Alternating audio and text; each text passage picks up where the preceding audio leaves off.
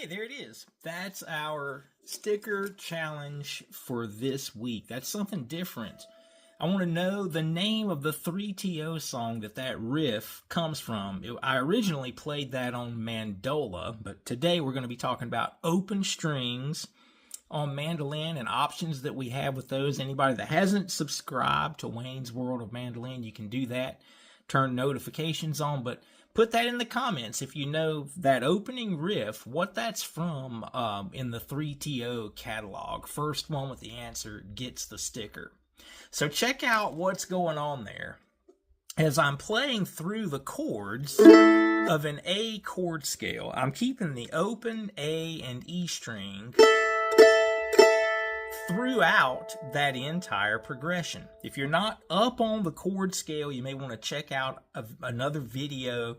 I've got a bunch of stuff about that here on the channel. But what I'm doing there is from an A chord. You're probably familiar with that parallel fifth.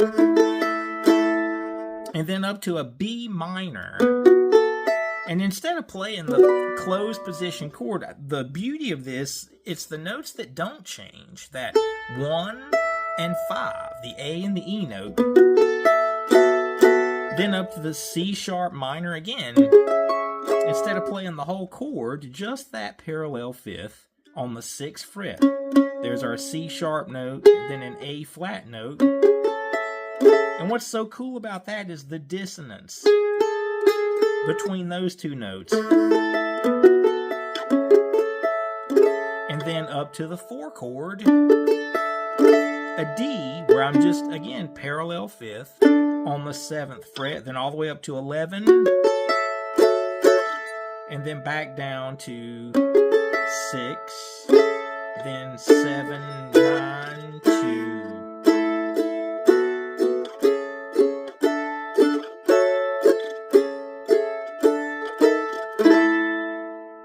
So that's kind of the anatomy of that riff, but the big thing here is taking advantage of that open 1 and 5. And I'm going to have all of this, I've tabbed all of this out for you guys. I'll put a link to it in the description. So we have 3 different options to do this on the mandolin. The other one you may have already discovered from a G and D note here, the 1 and 5 of the G chord. And we could do the same thing here.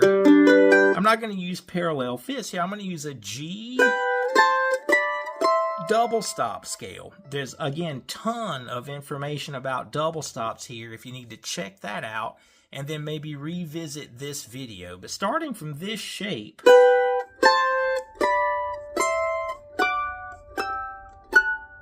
I can play that double stop scale just straight up the neck and keep the open 1 and 5.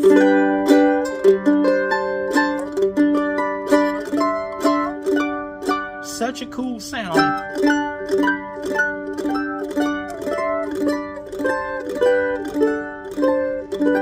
And just be creative with it. Whatever you feel, use that as just a creative device. Write a melody using that as all the foundation that you need to make something cool happen. All right, the opportunity to do this that's easiest to overlook is the key of D, where we have the open root and fifth here on the D and the A strings. So I'm going to have to build whatever that I play on the E and G strings. And this can be a cool thing because instead of thinking about patterns or shapes that you're used to, you're going to need to think about the intervals of the chord. And you can start by playing the D scale on 1 string. If we did that, if I play a D note here, then I would have my E. I like to shift here. F sharp to G.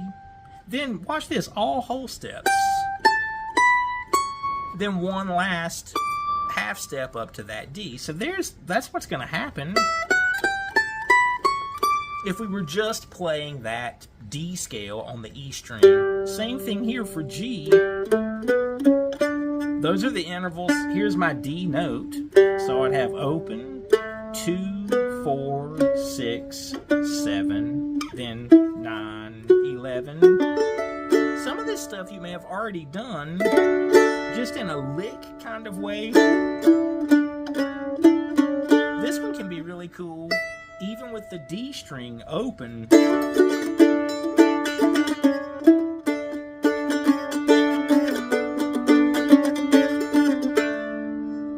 I'm sorry, with the E string open all the way through. But anyway, if we put both of those thoughts together, we can play our chord scale by following the intervals of the D major scale.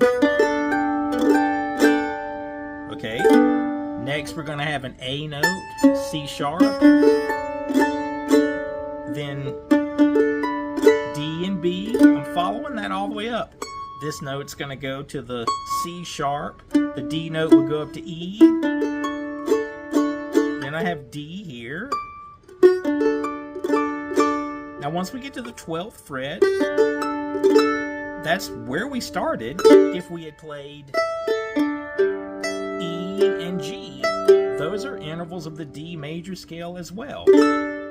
So there we have the same concept, just building this on intervals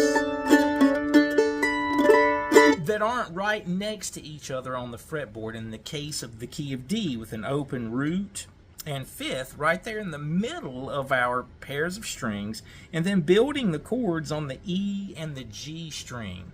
But there's so much fun to have doing this. I also use this same exact approach. The rhythm that I play with 3TO on Pretty Little Girl from Galax is built on the same concept. Again, in the key of A, but not parallel fifths. On it, I was actually using other double stop shapes and things of that nature. But you'll definitely have fun getting into this open thing where we're embracing the fact that we have the 1 and the 5 of the chord, that we can just leave it alone. Let that sustain so that we get that cool articulation out of the mandolin. I hope you guys have fun.